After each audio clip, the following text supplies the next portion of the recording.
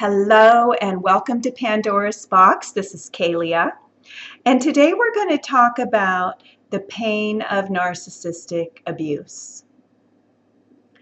Narcissistic abuse is the covert and sometimes overtly crazy-making behavior of a narcissistic personality directed towards you.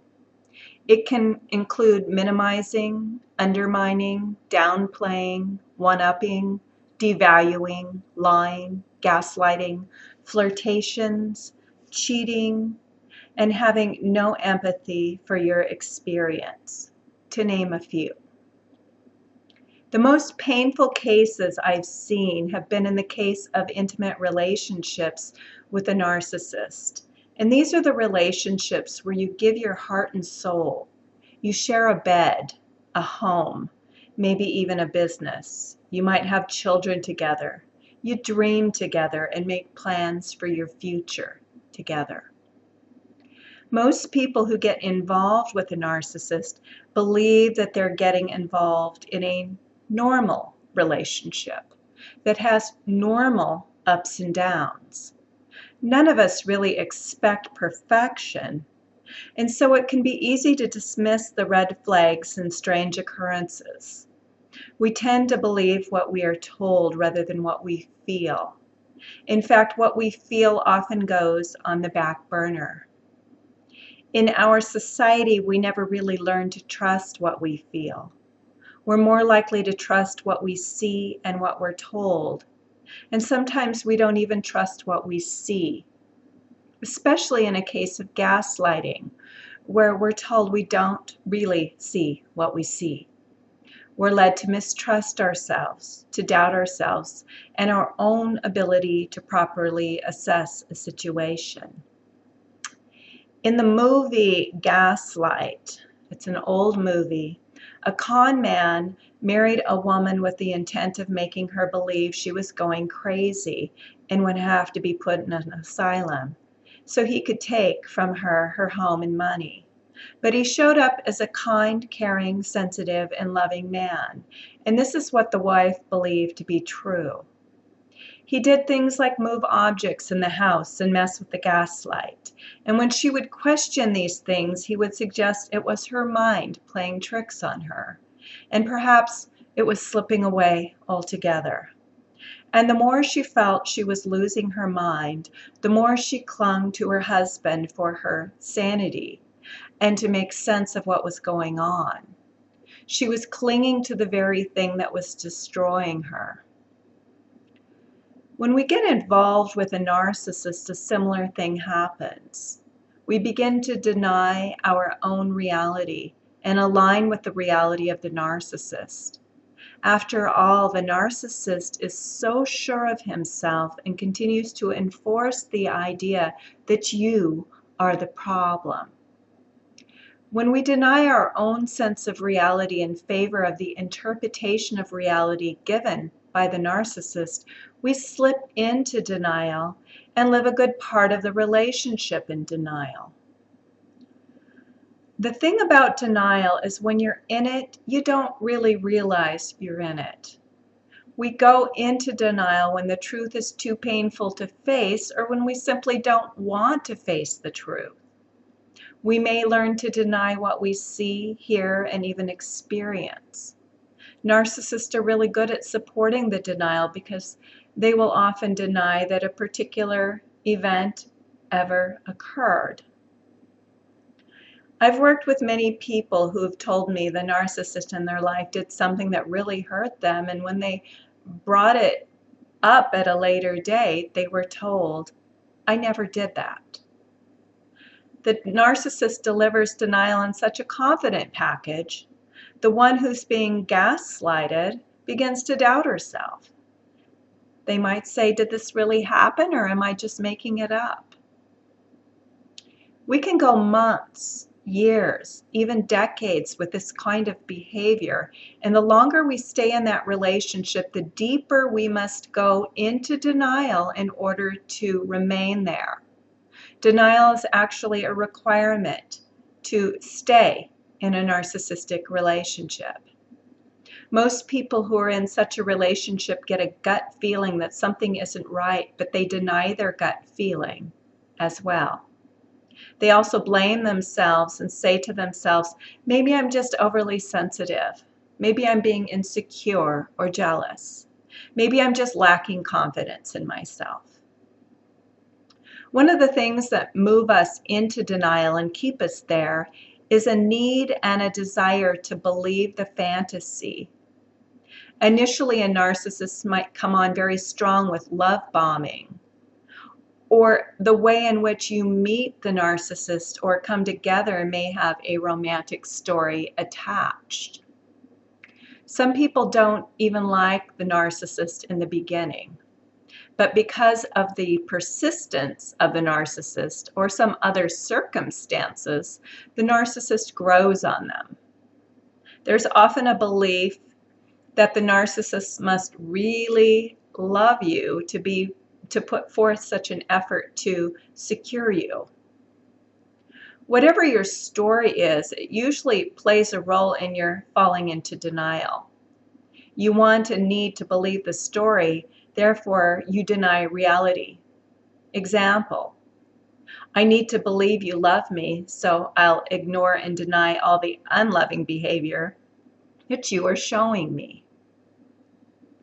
Narcissists can be pathological liars and will lie when it would be just as easy to tell the truth.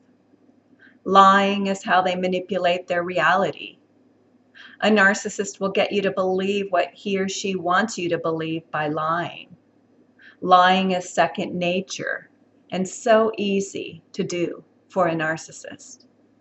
Believing the narcissist's lies are easy for us to do, because we can't comprehend that the narcissist would be lying. Why would he lie? No matter how long you've been in a relationship with a narcissist, it's not a true relationship, but an arrangement built on lies, half-truths, manipulation, and control. On your part, the relationship was built on denial and most often surrender to the control of the narcissist on some level. When we slip into denial, we begin to lose our health and wellness. Think of an alcoholic who begins drinking more and more and is in denial that she has a problem. The more she drinks, the more she needs to create a story to justify her drinking. She rationalizes, justifies, makes excuses, and slips deeper into denial. The deeper she slips into denial, the more toxic she becomes. She's toxic not just from the alcohol she's putting in her body, but the thoughts that are in her mind. This is what happens to those of us who get involved with a narcissist. We ourselves become toxic. When our relationship with the narcissist ends, there are a lot of different things going on. Usually the ending of our relationship is a complete shock to our denial. Or let's say that our shock begins to crack our denial. This means the truth begins to leak through. And that truth is painful. We've been denying that truth for a long time because we didn't really want to accept the truth. We didn't want to believe it. The truth doesn't just crack our denial, but it shatters our story. Our belief about the relationship we are in is shattered. The shock and shattering is so traumatic for most of us that we develop complex post-traumatic stress disorder. We can feel anxiety, panic, disbelief, ruminating thoughts, unreality, agoraphobia, and other fears and phobias. Often we don't experience post-traumatic stress symptoms until the end of a relationship because during the relationship we're comfortably anchored in our denial, what we call comfortably numb. Our denial keeps us comfortable in our toxicity. Once the rug is pulled out from under us, our denial shatters. One of the first things we do is try to find a way to get back in. which explains why so many people try to go back to the relationship, even under dire circumstances, like your narcissistic partner leaving you for someone else. I've seen women agree to be the other woman simply in order to keep some of her denial alive. She may continue to tell herself that he's just in a phase and will come back to her because she's the one he really loves. She doesn't want to let go of the idea that he really loves her, and this is what has kept her there all of these years. Even if by now she's realizing that her now ex-partner might be a narcissist, there's still a need to deny this new information. Because if he really was a narcissist, then he couldn't really love her. The need to believe this is really love keeps her holding on, waiting for him to come to his senses and realize his mistake. This need to believe it was really love also causes her to be gullible to his seduction and lies. Much of the pain you feel coming out of a narcissistic relationship is the pain of waking up out of denial. Shock and denial keeps us padded from the pain, but when the shock begins to wear off and we begin to wake up from denial, we feel everything we wouldn't let ourselves feel before. It's much like the anesthesia wearing off after a surgery. The reason I talk about the path back to self is that your relationship with yourself is how you heal. This is how you break free. You don't break free by holding on to the narcissist and the illusion you've been living under. It's good to understand narcissistic personality disorder because it makes clear what that illusion was built on. It was built on a disordered reality, a reality you subscribe to in order to remain in that relationship. But once you understand the disorder, you need to bring your attention back to yourself. What is the part of your personality that found the narcissist appealing? What was the dream you were living under? What was the story you were telling yourself? What do you so desperately need that you were looking to get from someone who couldn't give it? How far back does that need go? When you're trying to get a need met from someone who can't meet that need, you develop a neediness, and that neediness keeps you holding on. You cling to that person or ideal of that person out of a desperate need that he or she will meet your unmet needs. The narcissist can change trains by jumping from one train to the other because the narcissistic need is to be admired, adored, and even worshipped. The narcissist has a need to feel important and superior, and this need is more often met by strangers than by friends because the closer one gets to a narcissist, the more one sees. So if you ask yourself, how could he just move on like that?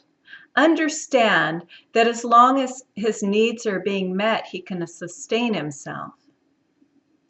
Now for you, it's different because you attached your needs to the narcissist.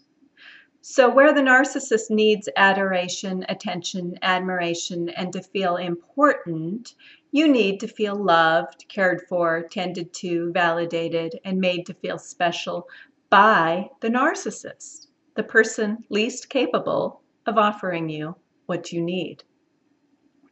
Most people say to me, but the narcissist did meet my needs in the beginning, so I know he's capable. What you need to understand is that the narcissist met your needs as part of the seduction in order to secure you as a source of attention, admiration, adoration, and so on. Once you're secured, his needs are being met, so he can go about the business of being a narcissist. A narcissist is very careless. And if you break those two words down, it is care less. He could care less about you and your needs because he cares more for his own. So now back to your own healing and recovery. You have to be the one to care more for you and your needs and less for the narcissist. We go no contact or limited contact as a method of withdrawing our attention and energy from the narcissist and putting it back on ourselves and taking care of our own needs. Your path to healing involves learning what your needs actually are. What are those unmet needs you've been trying to get met? I've been working with women and men recovering from narcissistic abuse for over 10 years. And the unmet needs most people have is a need to feel loved, a need to feel good enough, a need to feel worthy, a need to be seen, a need to be heard, a need to feel respected, a need to feel attractive, a need for affection and physical closeness, and a need for connection. Ironically, the narcissist is good at initially producing that feeling of connection. We often interpret this connection as a soulmate connection. But what that connection often is a subconscious reminder of the parent, sibling, or caretaker and how we felt with that person. Your subconscious mind makes pattern matches, and there's a match here. But that match often has feeling unloved, not good enough, invisible, or neglected at its core. This is why the narcissist is the catalyst for your deepest transformation. Because through the healing process, you get to learn what your unmet needs are. You're no longer able to live on automatic pilot, just following your attractions without understanding them. The pain that you feel is usually old pain coming to the surface. It's pain that's been put away because it was too painful to feel as a child. And if you're someone who says you had a happy childhood, I would still do this work and find the unmet needs. The pain of an unmet need in childhood can occur regardless of how happy you perceived your childhood to be. And often there's some layers of denial there too. Our pain is not usually what we initially believe it to be. We all look for an easy way out. We want to pop a pill and make it all go away. We want the quick fix. But there's no quick fix in the healing process. It is a process, and you must be willing to trust the process and allow it to take place. Otherwise, your only other option is to go back to sleep, and then you will find yourself in even deeper pain the next time you get jarred back to reality. The dark night of the soul is a time when going back to sleep is not an option. Our soul is demanding that we wake up. It is our highest path to do so. And in order to fully awaken, you need to be willing to feel the pain you've been avoiding through fantasy, illusion, and denial. Your pain's not going to kill you, and there are ways to manage it and learn to tolerate it. You don't want to let your mind go into the victim box. Yes, you feel victimized by what happened, but subconsciously you chose this, regardless of what you tell yourself. You chose it initially and you ignored the red flags, thereby choosing it again and again. And if you tell yourself, he's already in another relationship and I'm left behind, suffering the pain of what he did to me, you are actually increasing your suffering. How do you feel when you tell yourself this story? The narcissist didn't get his wake-up call yet. He's still asleep, blindly exploiting others to get his needs met. But the energetic waves of his actions will come back to him or her eventually. The more we choose to be a victim, the more pain we actually inflict on ourselves. The path to healing is not through victimhood, it's through being a warrior, a spiritual warrior, one who confronts the darkness within herself in order to bring it into the light of awareness. And this is what it is meant by spiritual awakening. It isn't some moment in time where you get the big aha. It is the process by which you bring what is hidden within the self to light. You become aware of what you were not aware of before. The narcissists of the world represent the big lie, the self-important illusion we're all living in. The narcissistic entity thinks only of its own pleasure and gain without concern for others and how they are affected.